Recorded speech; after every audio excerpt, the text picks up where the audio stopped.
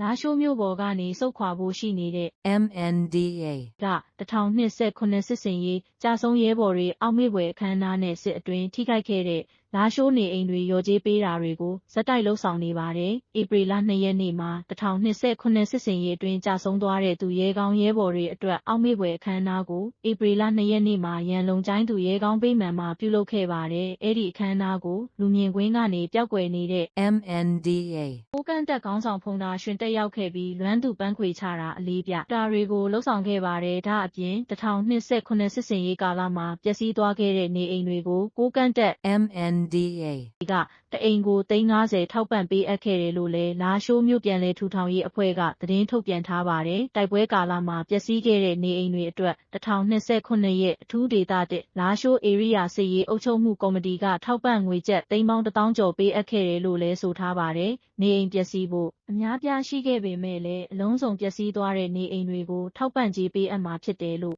MNDAA တာဝန်ရှိသူတွေကဆိုပါတယ်။ဒီအိမ်မူလပိုင်ရှင်တွေကိုတအိမ်ထောင်ကို350ထောက်ပံ့ကြေးပေးမှာဖြစ်ပြီးထောက်ပံ့ကြေးပေးမဲ့စာရင်းမှာပါဝင်ပြီးအဝေးရောက်နေသူတွေဖြစ်ရင်သက်ဆိုင်ရာအုပ်ချုပ်ရေးရုံးတွေမှာအုပ်ချုပ်ရေးမှူးနယ်မြေမှူးတွေထောက်ခံချက်နဲ့ထုတ်ယူနိုင်တယ်လို့လည်းဆိုထားပါတယ်။အခုပေးအပ်တဲ့ငွေ350မှာပမာဏမများပေမဲ့လည်းအိမ်ထောင်စုတစုအတွက်ယာယီလုံလောက်နိုင်မယ်လို့ယူဆတယ်လို့လည်း MNDAA တာဝန်ရှိသူတွေကဆိုထားပါတယ်ရှင်